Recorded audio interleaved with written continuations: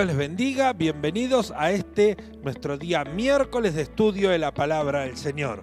Vamos a tener hoy un tiempo de estudio de la Palabra, un momento de alabanza, vamos a tener un encuentro con lo que Dios tiene para nosotros. No se olvide ir dando el presente a través de las diferentes redes sociales o en nuestras distintas páginas. Vamos ahora sí a orar y a pedir la bendición del Señor para este día. Bendito Padre Celestial, te pedimos que tú nos acompañes en este día, que vamos a estudiar la palabra del Señor. Que tu presencia, que tu poder sea con nosotros. Queremos verte manifestado en nuestras vidas. Ahora te pedimos que bendigas a cada uno de mis hermanos que está escuchando, que está siendo ministrado a través de esto por las diferentes redes sociales en el momento que lo está escuchando, y también a mis hermanos que están por la voz amiga. En el nombre de Cristo Jesús, amén y amén. Hoy, día de estudio de la palabra del Señor. Pero vamos a preparar nuestro corazón alabando y bendiciendo el nombre del Señor. Dios les bendiga a cada uno de los que están del otro lado. Vamos a cantar algunas canciones para alabar el nombre de nuestro Señor Jesucristo. Tú eres Rey, Señor. Tú eres Rey. Cantamos. En tu presencia danzamos libres, cúbrenos en tu luz de amor. Llévanos mucho más profundo, pues somos hijos del gran yo soy. Oh Dios, siempre con nosotros, susurrando restauración. Haz de nuestro ser tu morada, tú y yo somos. Tu iglesia clama hoy, abre los cielos con poder. Enaltecido eres Dios, rompe tinieblas, brilla en gloria. Tu iglesia clama hoy, abre los cielos con poder. Enaltecido eres Dios, rompe tinieblas, brilla en gloria.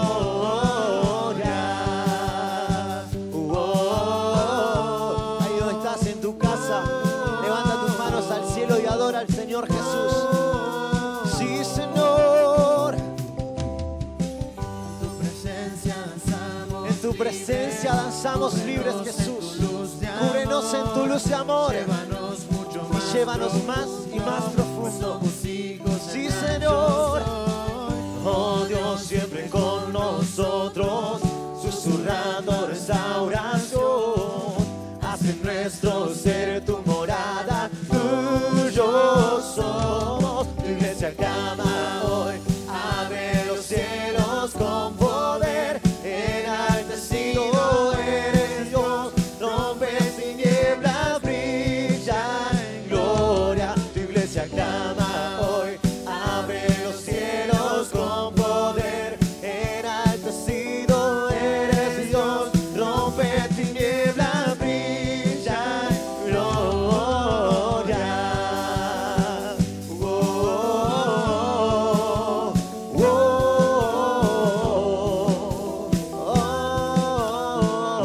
Y dile una vez más.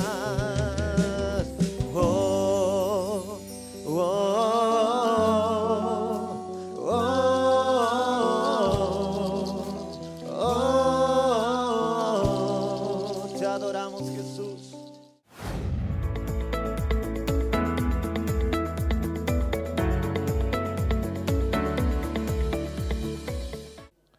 Luego de este tiempo de alabanza, vamos a prepararnos para el primer estudio de la palabra. Antes de eso, tenemos un anuncio que nos va a estar dando nuestra hermana Edith. Recordamos que todos los martes tenemos culto presencial en el centro evangelístico, donde primero nos juntamos a tener un tiempo de oración y luego tenemos la transmisión por las redes sociales. Pero están todos invitados a participar presencialmente. Hoy miércoles estudio de la palabra, los jueves las luces encendidas. El día sábado tenemos nuestra reunión de jóvenes y el domingo nuestras dos reuniones como es habitual a las 9:30 y también a las 11 horas. Para estas reuniones, anótese, aunque ahora tenemos mucho espacio para que todos puedan participar. Tenemos un anuncio muy especial, escuchamos a nuestra hermana Edith. Una vez más estamos con todos ustedes, hermanos Timoteos, en este día, miércoles de estudio de la palabra del Señor, dándole gracias a Dios por el avance de la obra, por todos los hermosos tiempos que hemos tenido con los niños. Quiero felicitar a cada uno por los esfuerzos que siguen haciendo en este mes, el mes de la niñez. Así que alabamos a Dios por esto, felicito a los maestros que se están poniendo en marcha y a los jóvenes, que ya tenemos el anuncio que están por festejar la primavera. Sí, créase o no, vamos a pasar agosto. Mi mamá siempre decía que había un ministro de Economía que decía, si pasamos agosto, ya estamos arreglados. Así que prontito va a ser el mes de septiembre y tenemos cosas muy lindas. Recuerden, tenemos boda de los discípulos. Bueno, muchas cosas lindas vamos a tener este mes de septiembre. Pero hoy quiero hacer el lanzamiento oficial de nuestro encuentro de mujeres cristianas Merlo 2021, que ha sido tan postergado. Como verán en estas fotografías, el secretario de Turismo de la ciudad de Merlo vino personalmente a Mar del Plata y estuvo con nosotros ofreciéndonos la ciudad, las comodidades, los contratos para hacer con los distintos hoteles, instituciones, para darnos todo. Mire, es una bendición porque nos brindan sonido, iluminación, hasta las tarjetas credenciales. Parece que tienen muchas ganas de que vayamos. Y viniendo desde el gobierno de San Luis, ustedes saben que San Luis es la única provincia en Argentina donde está firmada la ley de igualdad de cultos. Tenemos igualdad de derechos con la Iglesia Católica y los demás. Bueno, esto de paso.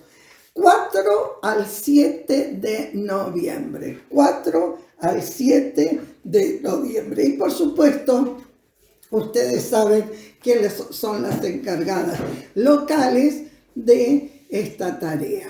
Así que comuníquese. Una de las cosas que me gustó, que al hacerlo a través de la Secretaría de Turismo nos benefició, es que solamente con 2.000 pesos por mujer podemos señalarlo. Sí, es un regalo, ¿no? Después ustedes averigüen los precios, la forma de pago, a dónde, todo lo demás, anúncielo con las chicas. Hermanas, vamos a tener un tiempo muy especial con las líderes, con las ancianas, con las obreras, con las timoteas. Así que me gustaría que todas nos pudieran acompañar. Es un sueño a realizarse. Así que las espero a todas. Cuanto antes anótense, los cupos son limitados. Y bueno, Merlo nos espera con una grandísima bendición. Vamos a empezar de nuevo, como dice la canción. Dios les bendiga.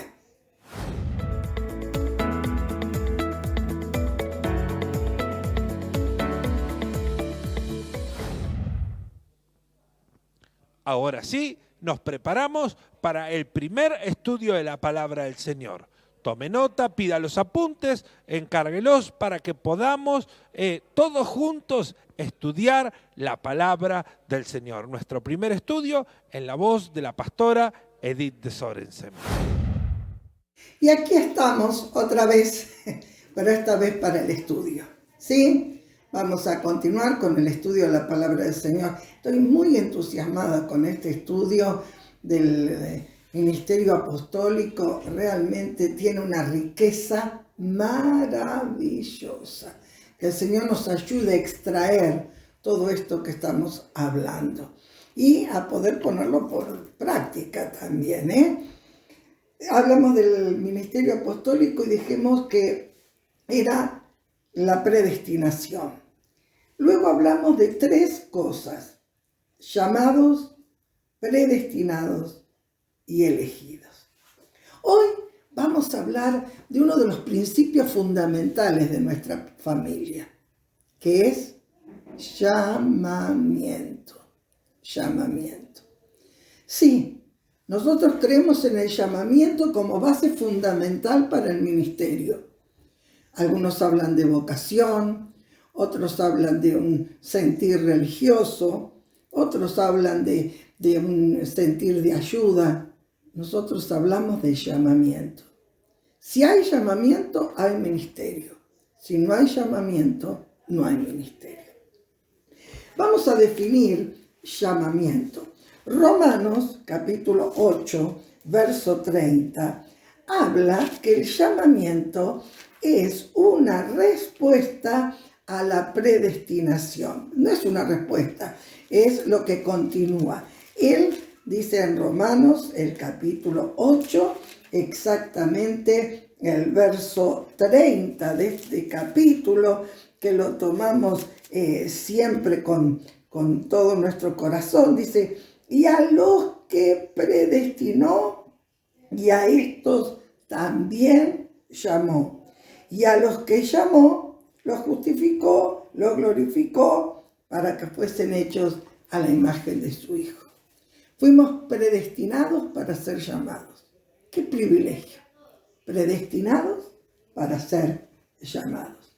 Por eso, nosotros tenemos que decir, como dice la Escritura, tenemos mucho para escribir, o usted lo está siguiendo en su hojita, que espero que ya le imprimió, que en Segunda de Tesalonicenses nos habla cómo tiene que ser el resultado de este llamamiento, cómo tenemos que estar respondiendo nosotros a este llamamiento. Por eso vamos al versículo 1, el versículo 11 del capítulo 1 de Segunda Tesalonicenses, 1:11.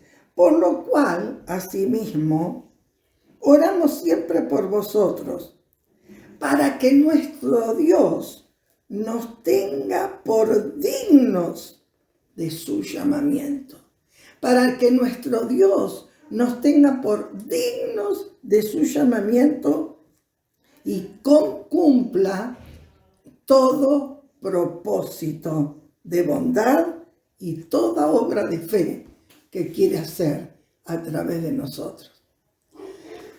Cantamos y lo volvemos a cantar: no sé por qué me miraste, no sé por qué eligió a Pedro, no sé por qué eligió a los otros apóstoles, ya lo vamos a ver. No éramos los mejores, no éramos los más dignos. Pero ayúdame, Señora, que en el momento que siento tu llamado, eso produzca en mí el ser digno de tu llamamiento, para que tú puedas cumplir tu propósito divino y maravilloso con mi vida. Para que tú puedas cumplir todo aquello que tengas para mí. Dignos de su llamamiento. Qué palabras fuertes. Te las dejo así. No quiero explicar mucho, porque creo que lo tenemos que sentir más de lo que tenemos que entendernos. ¿Por qué? Porque nos dio un llamamiento santo, un llamamiento santo. No tenemos cualquier llamamiento. Esto es algo espiritual, esto es algo que viene de los mismos cielos, esto es algo que está desde antes de la fundación del mundo.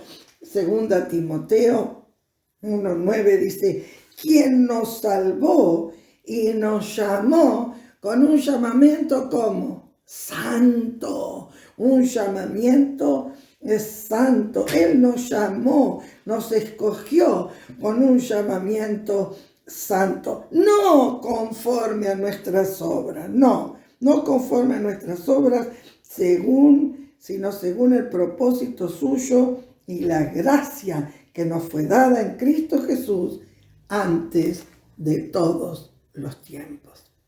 Sí, el llamamiento es santo, no es conforme a nuestras obras, no.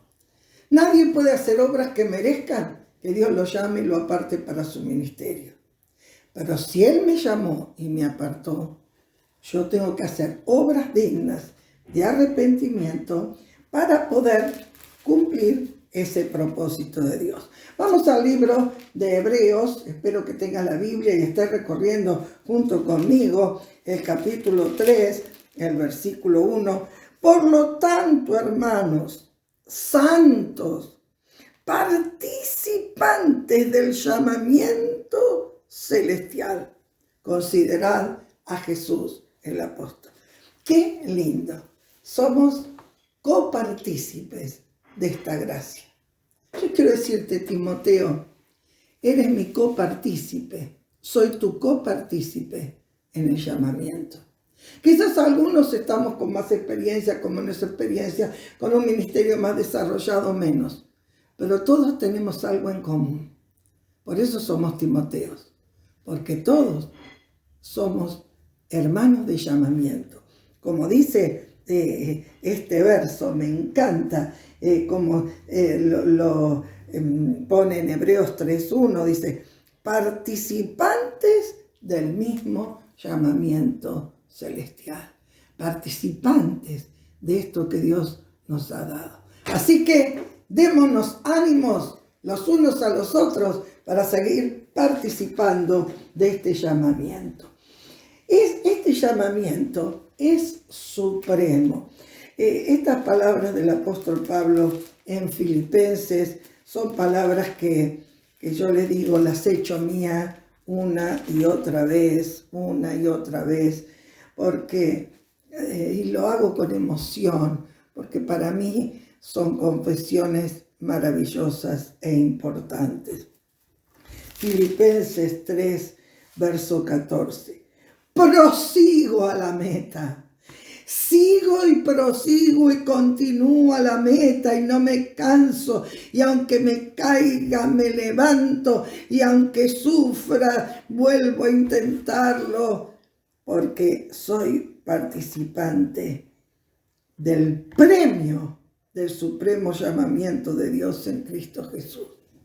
Sí, porque Dios nos escogió, puso un llamamiento, un propósito en nuestras vidas. Pero ¿sabes una cosa? El Señor nos va a premiar si somos fieles. Porque Él dijo, bien hecho, buen y fiel siervo. Sobre poco has sido fiel, sobre mucho te pondré. Entra en el reposo de tu Señor. El apóstol Pablo lo dijo con muchas ganas. Y eso que sus últimos tiempos, como estamos mirando los Timoteos de la mañana, fueron bastante bravos. Pero gloria a Dios, porque podemos proseguir. Porque este llamamiento tiene recompensa.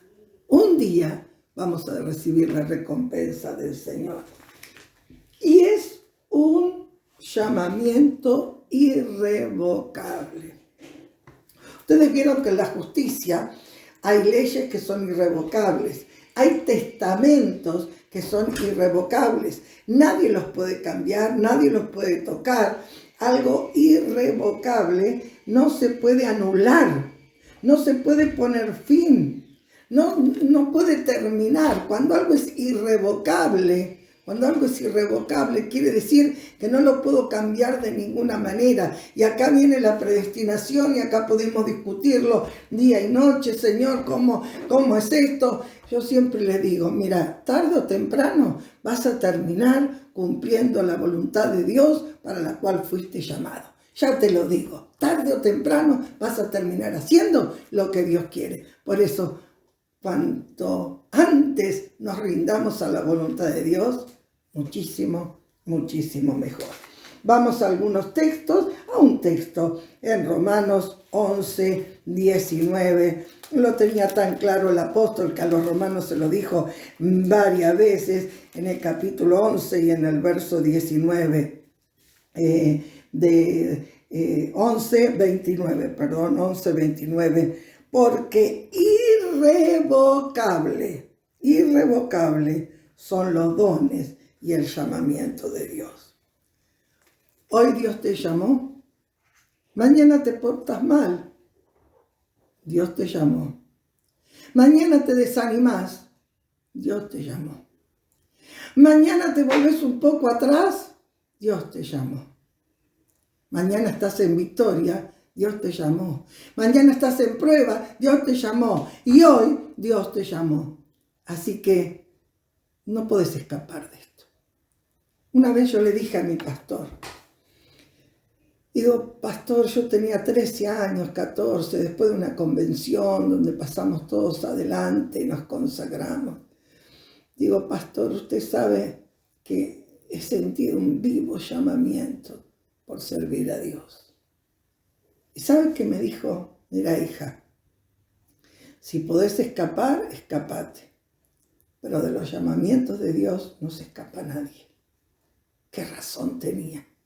Han pasado más de 50 años, 60 casi de esto. Y el llamamiento de Dios ha sido irrevocable. ¿Que he intentado escapar? No te lo voy a negar. No lo he hecho en la práctica, pero seguramente que como tú he dicho, no quiero, como decía el pastor, no quiero hablar más en tu nombre, no quiero más, no puedo más. Pero Dios me ha dicho, yo te llamé y esto es irrevocable. No voy a cambiar de idea. ¿Sabes que Dios no cambia de idea? Dios no cambia de planes. Cuando Dios dice, yo te he llamado, te he puesto para que vayas a las naciones y seas mi testigo, el Señor lo va a hacer. Puede dar muchas vueltas como la de Jonás. Puedes estar en la tormenta, en el vientre del pez, pero un día te va a vomitar en la playa y vas a tener que hacer lo que Dios te ha mandado y para lo que Dios te ha llamado. Así que bueno, ya que no tenemos escapatoria, miremos cómo funciona todo esto. Vamos a ver el llamamiento de los discípulos que luego fueron los apóstoles. Los 4 primeros en ser llamados en las Escrituras, si ya te acordás, son Pedro, Andrés, su hermano, Jacobo y Juan, que eran todos parientes, primos, hermanos entre sí, eran todos familiares y todos se dedicaban a la pesca. Era un grupo. No sé por qué el Señor eligió todo este grupo, quizás porque se evitaría algunas cosas ya estando acostumbrados a estar juntos, estando acostumbrados a poder compartir. Entonces Él los llama. En Mateo capítulo 4, verso 18, lo tenemos cuando Jesús principia su ministerio, después de haber estado en el monte, después de haber sido tentado. Dice Jesús oyó que Juan estaba en Galilea. En ese primer tiempo el ministerio de Juan el Bautista y de Jesús estaban muy relacionados. Juan lo bautiza, etc. Y en un momento, dice el versículo 18 del capítulo 4, dice, andando Jesús junto al mar de Galilea, vio a 2 hermanos, Simón, llamado Pedro, y Andrés, su hermano, que echaban las redes en el mar porque eran pescadores. Y les dijo, venid en pos de mí y os haré pescadores de hombres.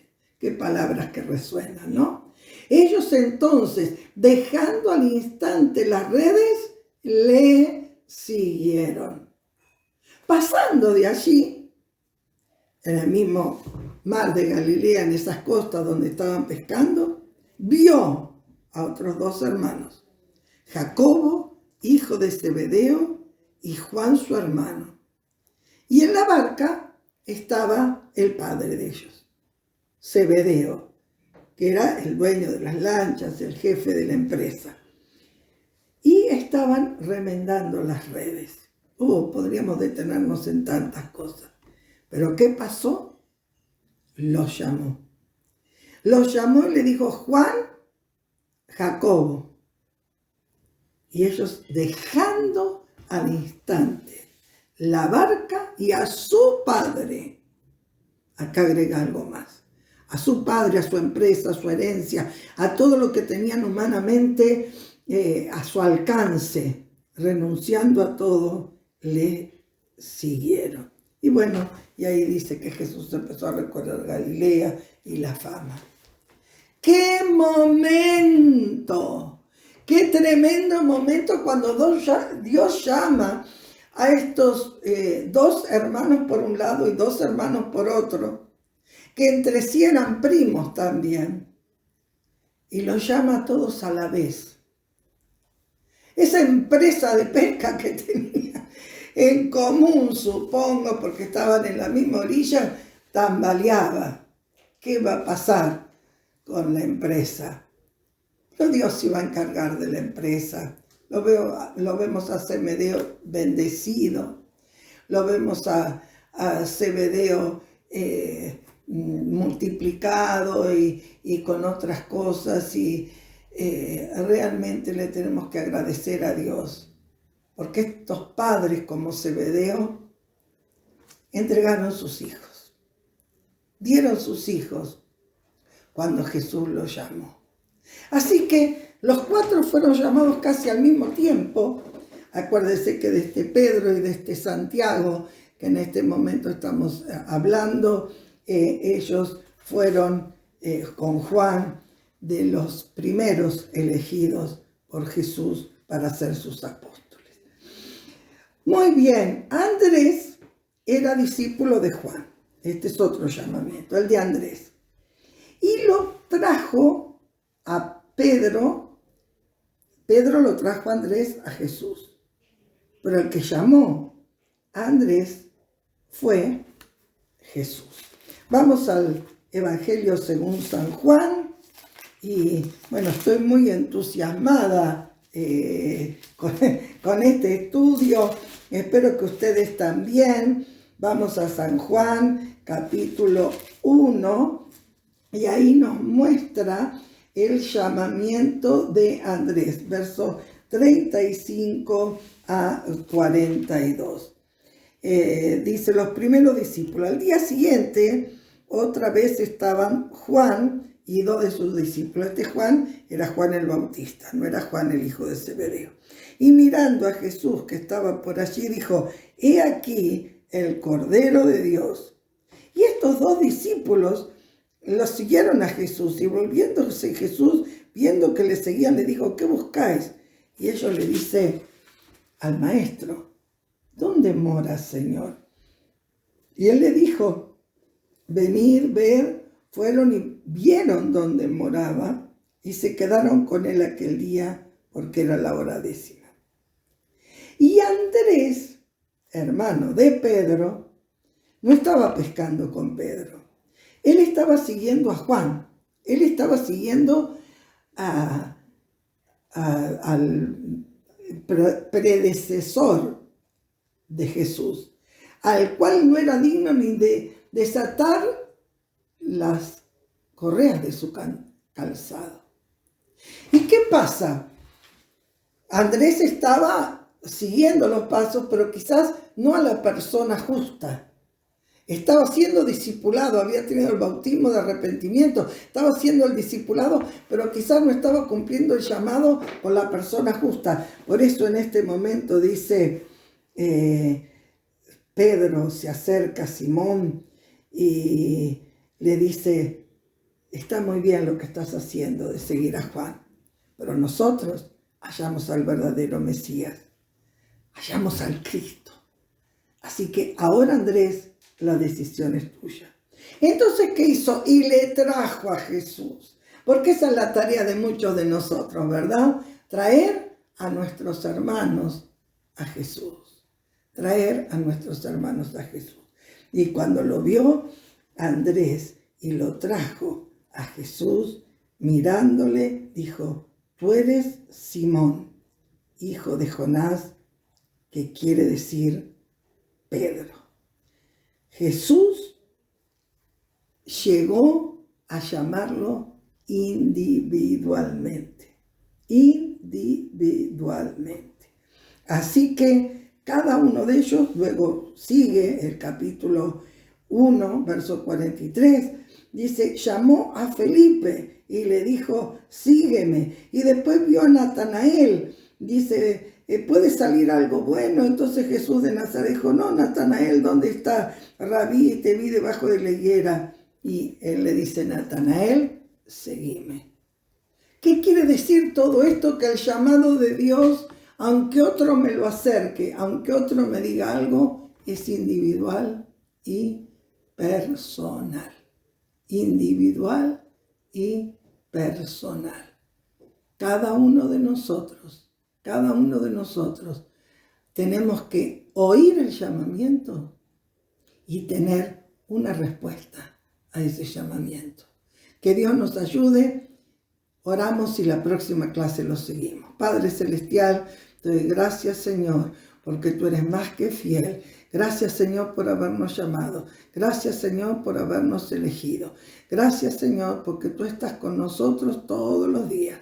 Gracias, Señor, porque tú eres nuestro Dios, nuestro amante Señor y Salvador. Gracias, Jesús. Amén y amén.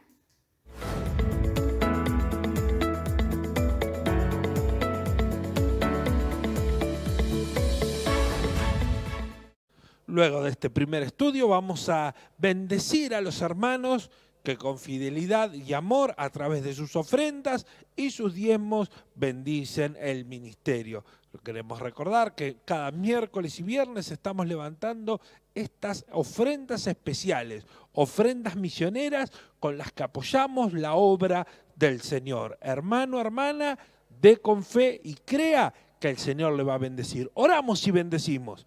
Bendito Padre Celestial, bendecimos a cada hermano, a cada hermana, que con amor y con fidelidad a ti aparta su ofrenda, su diezmo, para beneficio de la obra y para bendición de su hogar. Señor, te pedimos que abras ventanas en los cielos y derrames bendición. Señor, si hay cosas trabadas, que las destrabes, que tú abras, Señor, las ventanas de los cielos y que tu bendición esté en la casa de cada uno de mis hermanos.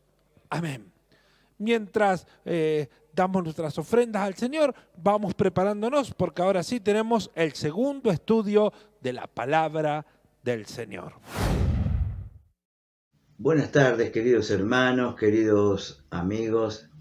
Aquí estamos como cada miércoles alrededor de la palabra, ¿no? Por medio de esta forma que hoy tenemos de poder comunicarnos y no tener esa reunión presencial, pero confiando que todos podamos estar de alguna manera recibiendo, ¿no? Como cada miércoles, la palabra, aquella palabra que nos fortalece, nos edifica y nos ayuda, ¿no? Por un lado, en lo que respecta a los temas que yo comparto, tiene que ver con profundizar en el conocimiento de la palabra del Señor. Porque en definitiva es la palabra, como siempre decimos, la herramienta indispensable para todo ministerio. No importa la labor, la función que podamos desempeñar dentro de lo que es el cuerpo de Cristo, todos vamos a necesitar el saber, como dice Timoteo, un obrero que no tiene de qué avergonzarse, que sabe, ¿no es cierto?, exponer, explayar, trazar bien la palabra del Señor. Por eso que sea maestro, pastor, evangelista, profeta, cualquiera de los ministerios, va a necesitar sí o sí conocer las Sagradas Escrituras. Por eso es bueno que tengamos este tiempo y este espacio. Y estamos mirando un tema nuevo, que es el tema del Pentateuco. Y ya lo hemos estado considerando, son los 5 primeros libros de la Biblia: Génesis, Éxodo, Levíticos, Número y Deuteronomio. Que así como para el pueblo de Israel era un libro muy importante, al principio, cuando se decía los libros de la ley, se hacía referencia a estos 5 libros. Con el transcurrir del tiempo, no solamente se refería a los 5 primeros libros, sino a todo lo que es el Antiguo Testamento, ¿no? Con sus divisiones como poéticos, proféticos, históricos y demás. Pero en este caso, cuando miramos como estudio el Pentateuco, estamos haciendo referencia a estos 5 libros, que como un todo, como el Pentateuco en sí, en todo, pero también en cuanto a la importancia que tiene cada uno en particular, ¿no? Sabemos que todas las cosas tienen un sentido, tienen un propósito. Y tenemos que aprender a conocer y descubrir cuáles son, digamos, esos propósitos de estos 5 libros. ¿Por qué el Señor inspiró a Moisés para que escribiera estos libros? Y cada uno de ellos tiene un propósito específico. No hay nada que esté librado al azar. Miramos así en forma rápida, para luego después ir explayándonos. Tenemos Génesis. Sin duda que Génesis tiene que ver con origen o principio. De ahí, quizás por las primeras palabras, las primeras expresiones del libro, en el principio creó Dios los cielos y la tierra. Bueno, ahí. Y es un buen nombre porque tiene que ver con los orígenes, con el principio y con el comienzo, ¿no es cierto? Y quizás uno de los objetivos que Dios quiere para el pueblo de Dios y por ende a la iglesia y por ende a toda la humanidad, es que el hombre pueda entender que todo el origen, todo el comienzo surge desde Dios, que el pueblo de Israel pueda encontrar su origen. Por eso que empieza contando, no con una cronología y un detalle, porque esa no es la intención del escritor de Génesis, como dejar todo armadito y explicadito. No, al escribirlo de esta manera se dice que había otra intención, otro propósito, ¿no? Que no es el propósito científico de explicar y dar razonamientos acerca de los orígenes del universo y si los días de la semana o los 7 días son siglos o son días solares. Bueno, no es esa la intención, ¿no? Pero sí que encuentre que el pueblo de Israel le debe su origen a Dios. Que la razón de ser del pueblo de Israel por un lado, tiene su origen en Dios y su origen, ¿no es cierto?, en el Señor, en su Creador, pero que también tiene un propósito, un destino. Conocer para qué, o mejor dicho, de dónde surge Israel, pero también hacia dónde va o cuál es el propósito de Dios. Y eso también lo podemos aplicar a lo que es la vida humana, al ser humano.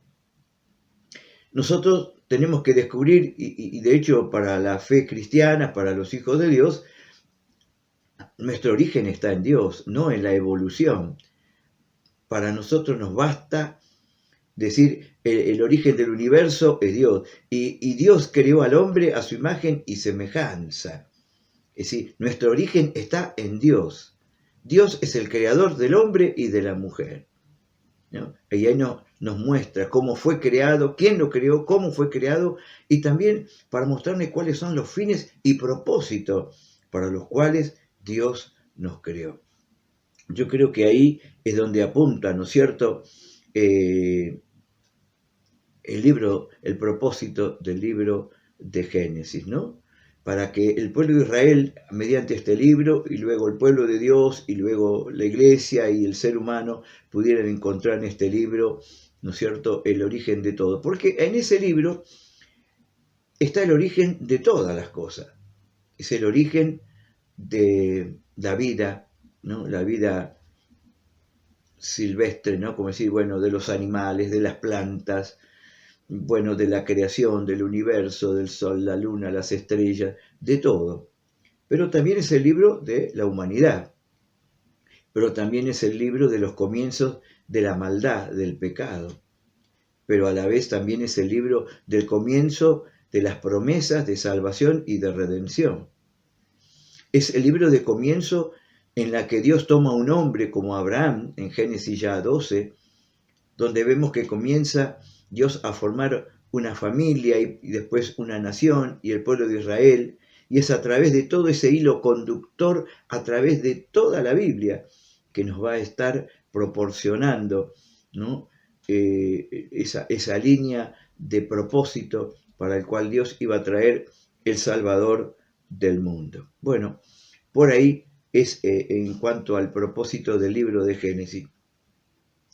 Y ya en el libro de Éxodo, ¿no?, encontramos también otro propósito, porque vemos ahí el libro de Éxodo tiene, ¿no es cierto?, su nombre significa salida, Éxodo, salida. ¿Y por qué se llama así? Porque justamente relata, ¿no?, uno de los temas principales que resalta en este libro es dejar, ¿no es cierto?, asentado allí, dejar cómo Dios libró al pueblo de Israel de Egipto después de 400 años de esclavitud. El pueblo de Israel sale a la libertad. Pero no es solamente decir que nos relata Éxodo, si bien habla, ¿no es cierto?, de una liberación, pero también los liberó con un propósito, y ese propósito era formar una nación, formar un pueblo, como dice, un pueblo escogido, un pueblo santo, un pueblo de reyes, sacerdotes para el Señor. Eso que Dios se había propuesto en Abraham, pero que por un lapso de tiempo fue interrumpido mientras estuvieron allí en el Éxodo, ahora Dios los saca, pero los saca no para decirle, bueno, yo ya los libré, ahora ustedes sigan su rumbo, sigan su destino. No, Dios los sacó con un propósito. Por un lado, les dijo, Él los sacaba para llevarlos a una tierra que fluye leche y miel, a la tierra de Canaán, a la tierra prometida. Pero también lo iba a hacer con un sentido, con un propósito, que Dios les iba a ir declarando, pero para eso tenía que formarlos también como pueblo y como nación. Recuerden, son 400 años que estuvo en esclavitud, y si bien entraron, no sé, 70 personas, ahora habían salido multitud. Después de 400 años, imagínense la multiplicación, se calcula más de 2 millones de personas que salieron allí. Por eso que el miedo que tenía el faraón, ¿no?, el miedo que tenía por causa de ver este pueblo cómo se iba aumentando y se iba multiplicando, y temía que un día se dieran vuelta y se pusieran en contra, y bueno, toda la historia que usted va a encontrar allí. Levíticos es un tema que tiene que ver, está relacionado con Leví, con los levitas, una tribu que fue escogida para el servicio santo al Señor, una tribu dedicada exclusivamente para el servicio del tabernáculo, el servicio. Entonces, este libro tiene muchas leyes, ordenanzas, o diríamos, es como un manual para la tribu de Leví en cuanto a las formas del sacrificio, las distintas fiestas, los distintos sacrificios que tenían que haber para que el pueblo de Dios se acercara al Señor, ¿no? Bueno, redunda en muchas leyes, leyes que están relacionadas con la liturgia, con lo ceremonial, con lo ritual, con el culto, con la adoración a Dios. Pero también tiene muchas leyes cívicas, muchas leyes sanitarias. Es decir, este libro, ¿no es cierto?, le proporciona, por un lado, a nosotros nos da el vislumbre de aquel glorioso y tremendo sacrificio que iba a ser nuestro Señor y Salvador Jesucristo. Pero por otro lado, iba a ser aquel, ¿no es cierto?, libro que ayudara para regular la relación entre el pueblo de Dios y Dios mismo, ¿no es cierto?, entre el pueblo y Dios. Y luego para regular también la convivencia entre ellos. Leyes de toda, diverso. Era como la constitución de aquel pueblo nuevo que Dios estaba formando, aún ahí en medio del desierto. Bien, seguimos. Después tenemos el libro de Números. Números se llama así porque en este libro consta de nos relata 2 censos. Un censo que se hizo cuando el pueblo de Israel salió, ¿no es cierto? No olvidemos que Israel anduvo dando vueltas o vagando, peregrinando por el desierto durante 40 años.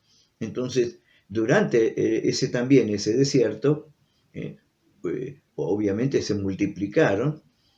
Entonces había una generación, había una cantidad de personas que nacieron durante el desierto, la peregrinación, y quizás no estaban contabilizados con los que habían salido. Entonces un poco, ¿no es cierto?, tenemos allí, para tener una idea del tamaño de esta nación, para tener en cuenta que, ¿no es cierto?, que dos censos que estaban de aquellos que habían salido, pero también de aquellos que ya estaban a las puertas de la entrada, porque muchos murieron en el desierto, a veces por desobediencia, por rebeldías y murmuraciones y demás. Por eso que tardaron tanto y estuvieron dando tantas vueltas. ¿Ves? Todas estas cosas son una enseñanza para nosotros, porque está escrito en la palabra que todo lo que dice aquí fue escrito para nuestra amonestación, para advertirnos a nosotros, para que nosotros, aún los que podemos leer hoy eso, podamos aprender de las lecciones de aquellas cosas que ellos cometieron, cómo se quejaron, cómo murmuraron, cómo no le creyeron a Dios, y bueno, cómo Dios muchas veces los castigó, y por ende muchos de ellos no entraron a la tierra prometida, no entraron, y por eso que tenemos dos censos, de los que salieron, pero después del grupo que ya estaba para entrar en la tierra prometida. Y por último tenemos el libro de Deuteronomio, en base un poquito a lo que veníamos diciendo del libro de Números. Deuteronomio significa segunda ley, una segunda ley, o una repetición de la ley. Y no solamente de la ley en sí, de la palabrita la ley, sino aquí se nos hace un recordatorio, se hace una repetición no solo de la ley, la palabra, sino también de los hechos, de las cosas que sucedieron. Por un lado, para que los que quedaron de la salida pudieran recordarlo, y luego para los que surgieron durante la peregrinación, que ya estaban a las puertas de entrar a la tierra prometida, recordaran todas las palabras y los hechos de Dios. Esto lo vamos a estar mirando, de ver que en ese tiempo, bueno, no había libros, manuales, no había nada, pero había una transmisión oral, ¿no es cierto?, de los padres hacia los hijos, que tenían que contarle, repetirle las cosas para que no cayeran en el olvido. Y por eso que está este libro, el Deuteronomio, para repetir. Una de las palabras claves de este libro es acuérdate, acuérdate. Acuérdate cómo Dios te sacó, acuérdate lo que Dios te dijo, acuérdate cuál es el propósito de Dios. Es decir, acuérdate. Reiteradas veces, ¿no es cierto?, podemos ver esas expresiones. Acuérdate, acuérdate.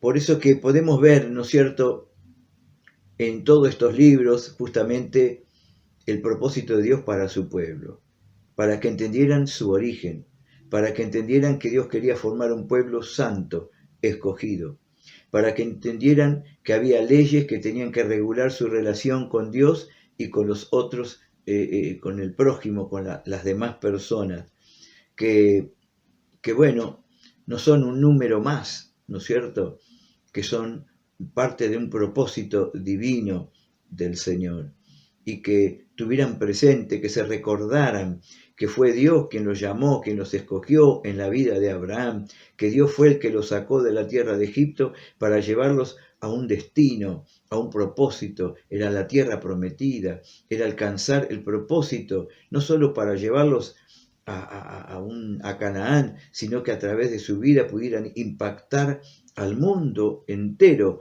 como Dios le dijo a Abraham: en ti serán benditas todas las familias de la tierra. Así, de esta manera, ¿no es cierto?, podemos ver que el Pentateuco es un libro son libros claves para entender quizás el resto de todas las escrituras. Nos presenta, ¿no es cierto?, los inicios, los comienzos de toda esa revelación del pueblo escogido, ¿no es cierto?, y podemos ver cómo también se va desarrollando el plan de Dios en cuanto a la salvación de toda la humanidad. Por eso es muy interesante que podamos leerlos y podamos aprender mucho más de ellos. Así que bueno, hoy dimos un poquito así un pantallazo acerca de el propósito de cada uno, un vislumbre un poquito acerca de cada uno de estos libros que forman lo que se llama el Pentateuco. Bueno, hasta aquí llegamos. Que Dios les bendiga mucho en el nombre del Señor.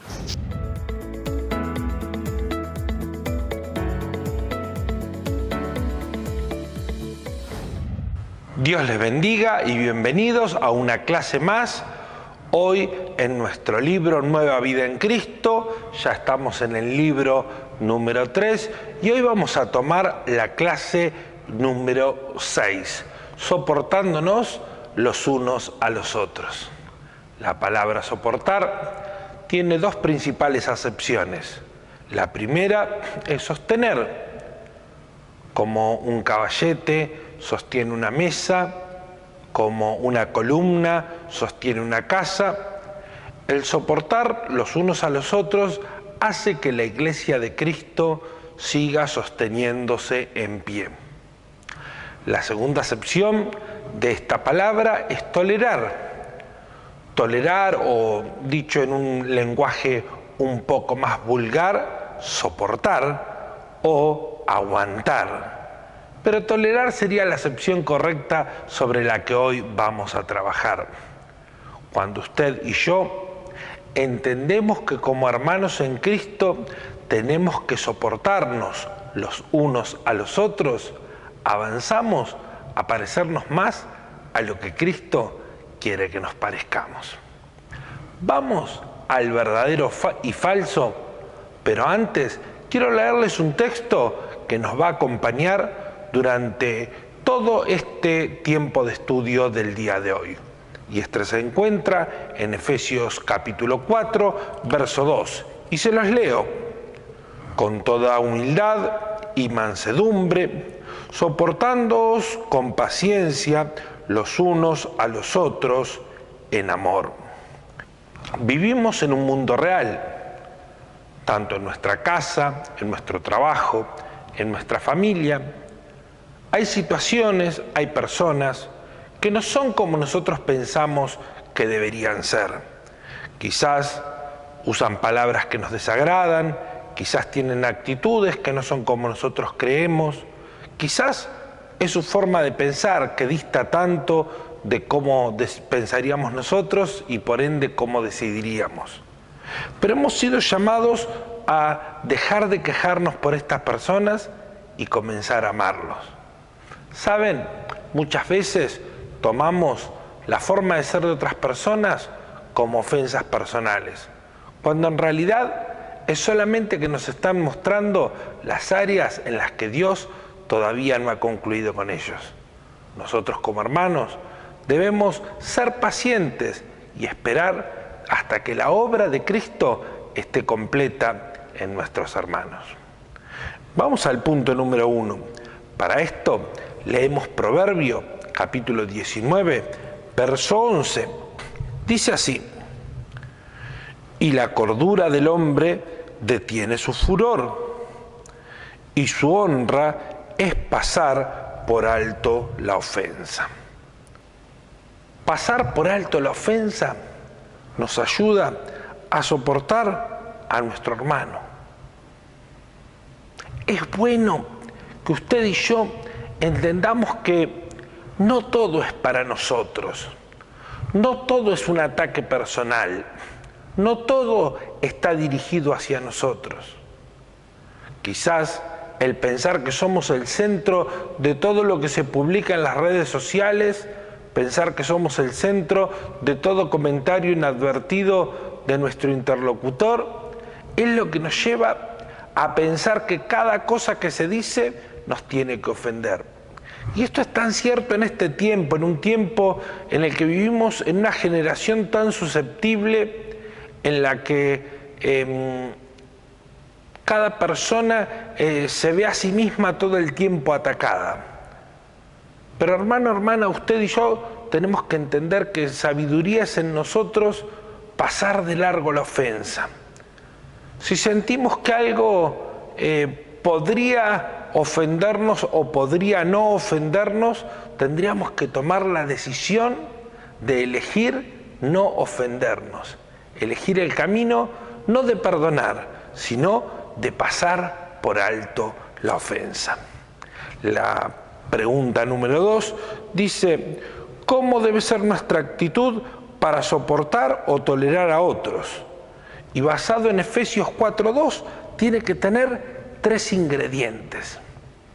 El primero es la humildad. La humildad que no es pobreza, sino es reconocimiento de que nosotros mismos necesitamos el perdón. La segunda es la mansedumbre. Si somos irascibles, si todo lo que sucede a nuestro alrededor nosotros lo tomamos de una manera confrontativa y reaccionamos ante todo, nos vamos a dar cuenta que esto va a ser imposible, la tolerancia entre los hermanos. Y la tercera, y creo que la más difícil, es la paciencia. Si bien hablábamos al principio que muchas cosas de las que tenemos que soportar son las cosas con las que Dios todavía no ha podido obrar con nuestros hermanos, créanme que les digo que si hay alguien que está esperando que Dios obre es cada uno en sí mismo. A nadie le gusta convivir con las partes ásperas de nuestro carácter, de nuestra forma de ser. Pero a medida que el tiempo va pasando, Dios va obrando en nosotros. ¿Qué es lo que dice que va a pasar en Efesios? Que esto va a producir amor. Cuando la iglesia es una iglesia que tiene la capacidad de dar espacio al hermano con el que Dios todavía está trabajando. Vivimos en un mundo de reglas inflexibles, donde pareciera que somos incapaces de dejar pasar por alto algo. Qué importante que la iglesia de Cristo sea un lugar de amor, un lugar donde haya espacio para que nuestro hermano pueda desarrollarse, pueda crecer, hasta que pueda parecerse más a Cristo. Mientras tanto, nosotros como iglesia lo soportamos, lo toleramos, lo sostenemos. Vamos al punto número 3. ¿Por qué necesito la humildad? Porque la humildad me ayuda a reconocer mi necesidad. Este pasaje, punto de la lección nos habla sobre Mateo 7:3. El texto que dice que no podemos mirar la paja en el ojo del hermano porque tenemos una viga en el nuestro. La tolerancia se basa también en la empatía, en entender que aunque mi hermano está pasando por luchas y pruebas, yo también estoy pasando por luchas y pruebas. Nos damos cuenta que los dos estamos luchando por alcanzar lo mejor que Dios tiene para nosotros. No es que mi hermano está peor que yo o que yo estoy mejor con mi hermano, sino todo lo contrario. Está diciendo que estamos los dos en el mismo camino.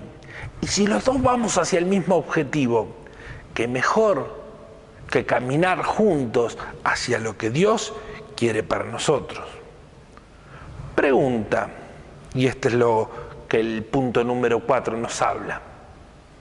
¿Habrá cosas de nosotros, partes ásperas que quizás las demás personas tienen que aprender a soportar? Y nos da un espacio, y para mi gusto diría muy pequeño, para que podamos hacer una lista de las cosas que usted y yo tendríamos que completar,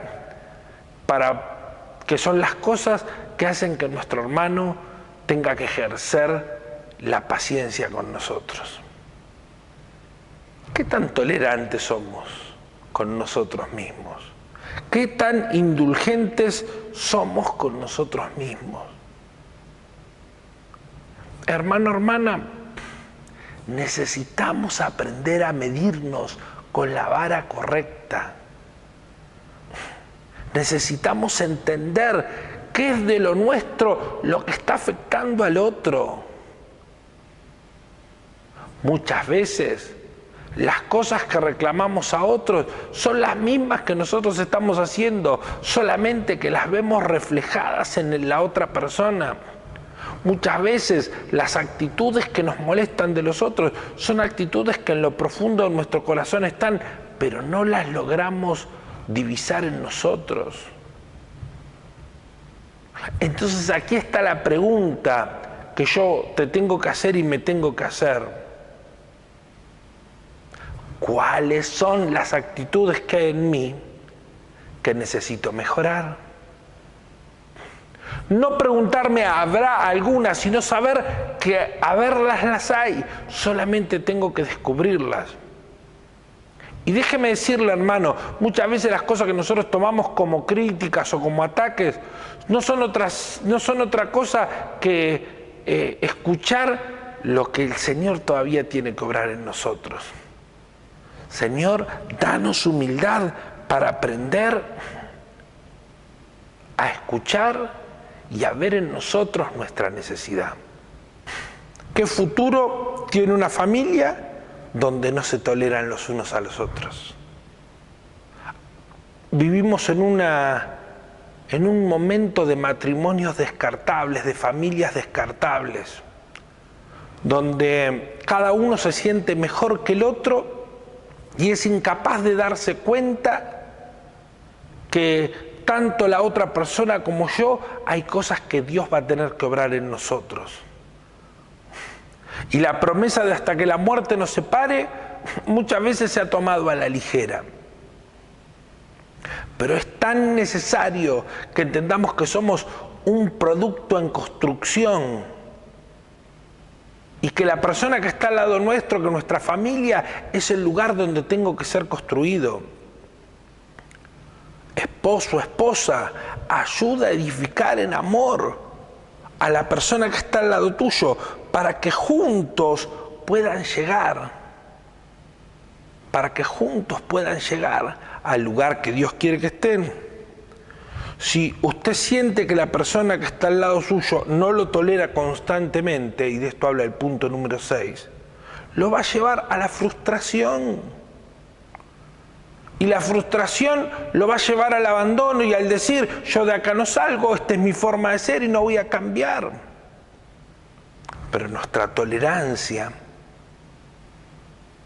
nuestra capacidad de soportar, nuestra capacidad de construir, es lo que va a lograr que el matrimonio, que la familia, que la pareja avance y llegue a buen destino. ¿Se ha mirado a sí mismo últimamente? ¿Y se ha preguntado cómo puedo edificar al que está al lado mío? Todo un capítulo especial son los hijos. ¿Cuántas veces hemos escuchado, y más en este tiempo con los argumentos a favor del aborto, hablar de los hijos como un estorbo para seguir nuestro proyecto de vida? Como una carga pesada de llevar, cuando la Biblia nos dice, herencia de Jehová son los hijos bienaventurados, el varón que llenó su aljaba de ellos. Cuando la Biblia tomaba a los niños, cuando Jesús tomaba a los niños y los bendecía y nos decía a nosotros, tienen que ser como niños porque de los tales es el reino de los cielos. ¿Qué heridas profundas puede causar un padre, una madre que utiliza palabras, no te soporto más, no te aguanto más? Y es humano entender que quizás va a haber veces que situaciones no van a sobrepasar, Pero nosotros tenemos que llenar a nuestros hijos de ese amor, de esa comprensión, de esa valía, de esa paciencia, de esa benignidad. Que como muchas veces dejamos pasar por alto los errores de nuestros amigos, de nuestros conocidos, de los ajenos, también podamos tener esa paciencia con nuestros hijos. Y aquí déjenme leerles una frase que tenemos en el manual que nos habla del perfeccionismo visto del lugar falso. Nosotros los perfeccionistas despreciamos todo lo que no cumple nuestras exigencias. Al exigir demasiado de otros, ponemos una carga pesada sobre ellos que no podrán llevar. Su reacción podrá ser de rebeldía, de frustración o de desánimo. Aunque se esfuercen para alcanzar la perfección, terminarán frustrados, al igual que nosotros. No podríamos tener una relación saludable con ellos mismos mientras no aprendamos a aceptarlos como son. Cuando creemos que nuestros niveles son tan altos que nadie los puede alcanzar, quizás eso está reflejando que nuestros niveles son tan bajos que nosotros no lo podemos soportar. Y en este punto me gustaría que paremos un minuto y digamos: ayúdanos, Señor, a vernos con el espejo correcto. El punto número 8 arranca preguntándonos: ¿cree que es una buena manera de motivar a alguien avergonzándole cuando falla? La respuesta es no. ¿Pero por qué no? Porque cuando nosotros avergonzamos a alguien por un error, sacamos de esta persona la vista de alcanzar algo, de lograr algo, y la ponemos ponemos su vista en el no volver a ser avergonzado. ¿Sabe? Dios no busca avergonzarnos. Dios busca que nosotros obtengamos la excelencia. La vergüenza lo único que produce es una bronca profunda que nos aleja del objetivo que tenemos que estar mirando. Ahora, el punto número 9 de este estudio nos hace otra pregunta: ¿debemos consentir al que actúa mal sin llamarle la atención? Y aquí podemos encontrar una respuesta muy interesante en Gálatas capítulo 6, verso 1. Hermanos, si alguno fuere sorprendido en alguna falta, vosotros que sois espirituales, restauradle con el espíritu de mansedumbre, considerándote a ti mismo, no sea que tú también seas tentado. No puedo ignorar las faltas, en especial cuando soy la persona a la que le toca corregir. Alguien dijo que todos somos especialistas en corregir hijos ajenos, en ver el defecto en lo que les toca corregir a otros. Pero la pregunta es: ¿estoy mirando lo que me toca corregir a mí? ¿Estoy mirando mi casa? ¿Estoy mirando mi familia? ¿Estoy mirando mis acciones propias? ¿Estoy mirándome a mí mismo? Y en el lugar donde me toca mirar, tengo que corregir con mansedumbre y considerándome a mí mismo. Y cuando estoy por corregir, tengo que preguntarme: ¿esta es la corrección que a mí me hubiese hecho bien? ¿Esta es la forma en la que yo debería o me gustaría haber sido tratado? Obviamente, a tiempo presente, la corrección no es grata para la carne.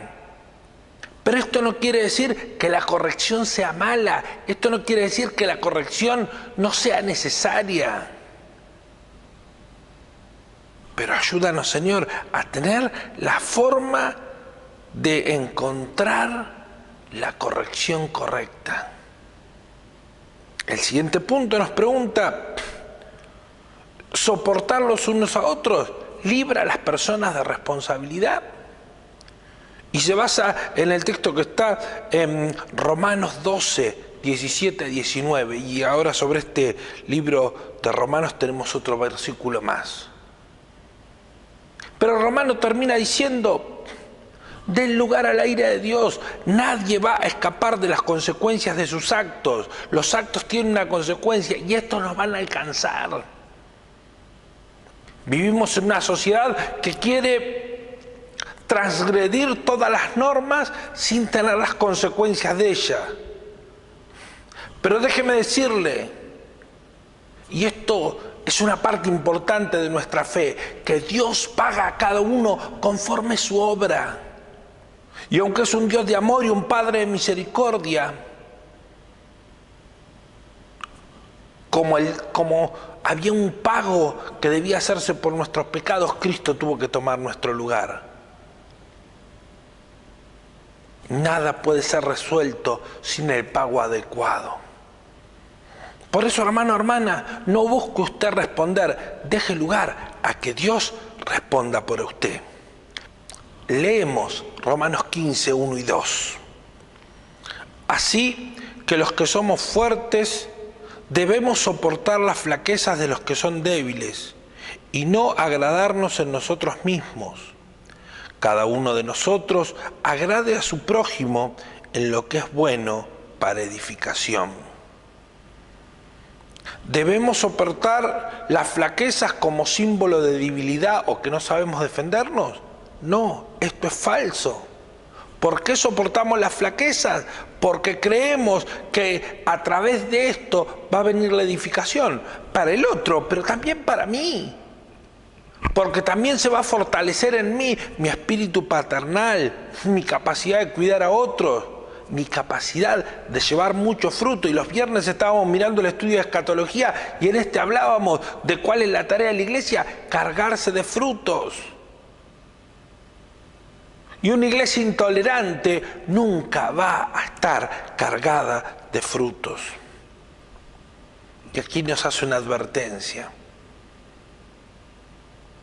Es cierto que las flaquezas de otros nos molestan, pero ¿estamos para criticarlos o para servirles? ¿Estamos para criticarlos, para ponerles el dedo acusador o para ayudarlos a salir de ellas? Ayúdanos, Señor, a entender que somos los mayores y por eso debemos servir. Para los puntos que faltan, vamos a leer varios pasajes en el capítulo número 3 de Colosenses. El primero que vamos a leer es el verso 13. Soportándoos unos a otros y perdonándoos unos a otros, si alguno tuviere queja contra otro, de la manera que Cristo os perdonó, así también hacedlo vosotros.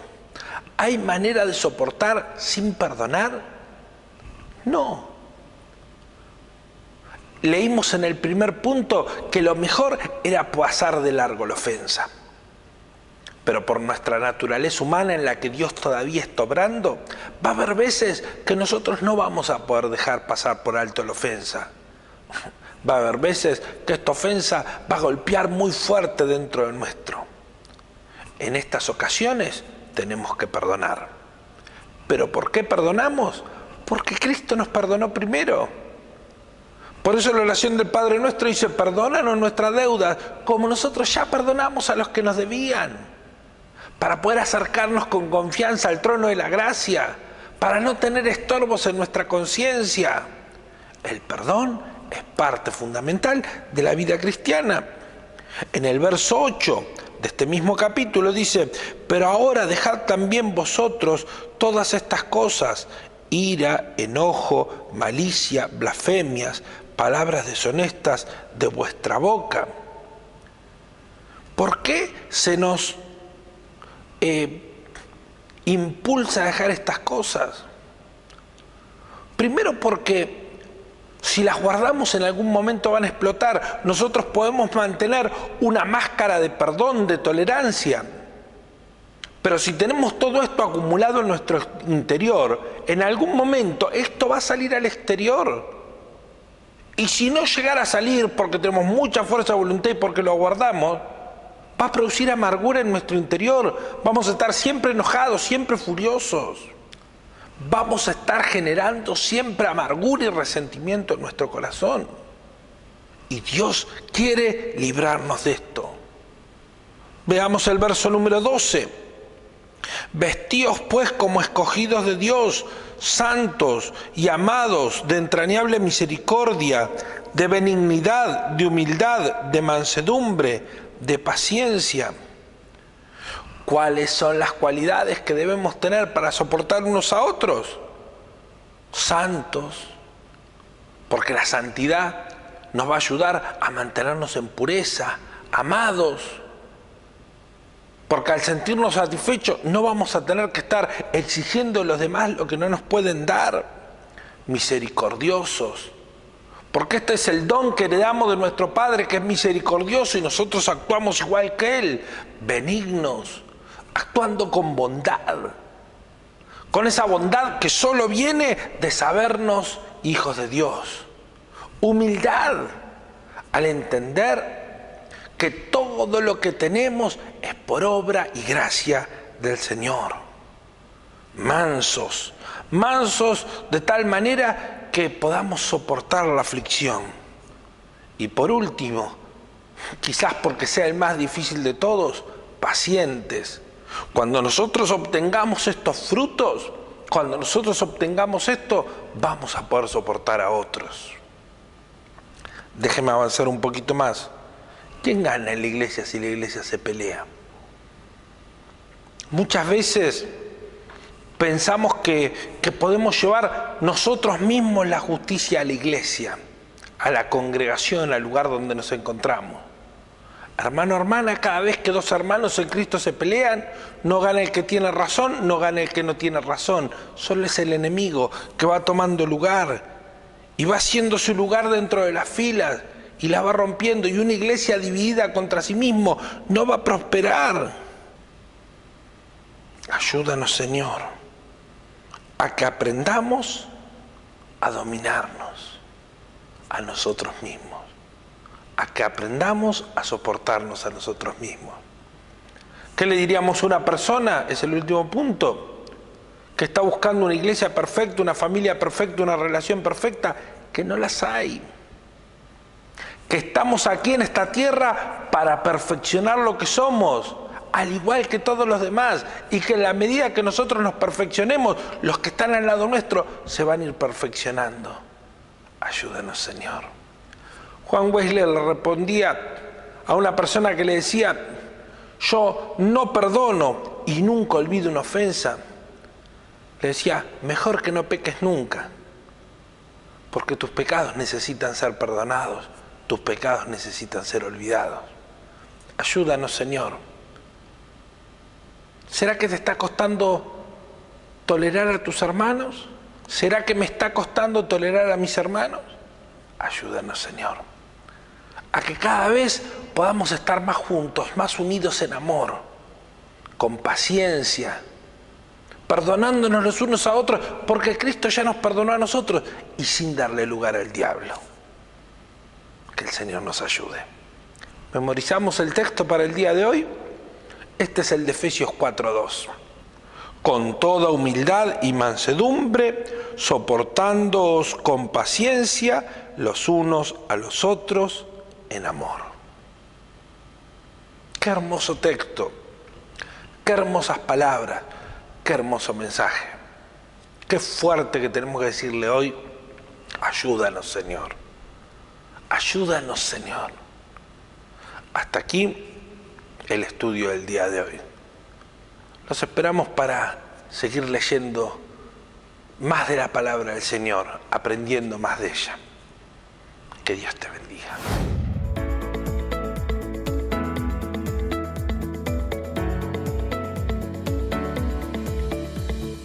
Hasta aquí llegamos con los estudios del día de hoy. Día miércoles que estuvimos pasando por los distintos estudios de la palabra. No deje de prepararse, no deje de buscar al Señor, no deje de leer la palabra del Señor. Vamos ahora a despedirnos, no sin antes recordarles que tenemos el día viernes la segunda etapa de los estudios. Así que este viernes estudios muy preciosos. Si se perdió alguno, los busca ahí en nuestra página de GEA en YouTube, donde podemos rever los estudios. Hoy ya vamos finalizando, no sin antes bendecir bendecir tu hogar, bendecir tu familia. Bendito Padre Celestial, desatamos bendición sobre la vida de mis hermanos. Que ellos encuentren en ti la gloria, el poder, la misericordia. Que ellos puedan haber recibido esta palabra y que esta palabra haga fruto en tu vida. Te lo pedimos y te damos gracias en el nombre de Cristo Jesús. Amén y amén. Que el Señor les bendiga.